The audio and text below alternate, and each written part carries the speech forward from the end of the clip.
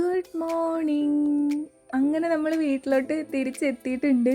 എന്തൊരു സമാധാനമെന്നറിയോ എൻ്റെ ചെടികളൊക്കെ ഇങ്ങനെ കാണുമ്പോൾ. ഞാൻ കുറച്ചൊക്കെ മിസ് ചെയ്തായിരുന്നു. പിന്നെ ഞാൻ പോകുന്നതിന് മുൻപ് അമ്മയ്ക്ക് കുറച്ച് ടാസ്കൊക്കെ കൊടുത്തിട്ടുണ്ടായിരുന്നു.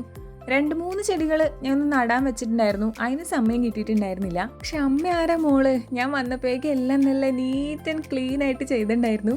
പിന്നെ ഗാർഡനൊക്കെ നല്ല വൃത്തിയാക്കിയിട്ടുണ്ടായിരുന്നു. അതൊക്കെ കണ്ടപ്പോൾ എനിക്ക് ഒരുപാട് സന്തോഷമായിട്ടോ.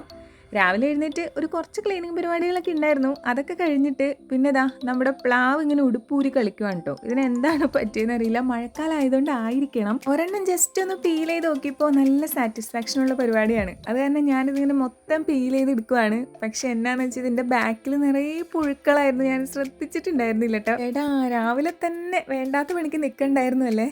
എന്തായാലും 10 വട്ടം സോപ്പിട്ട് കേട്ടും പിന്നീട് ഒരു സാറ്റിസ്ഫാക്ഷൻ എനിക്ക് കിട്ടിയില്ല കേട്ടോ.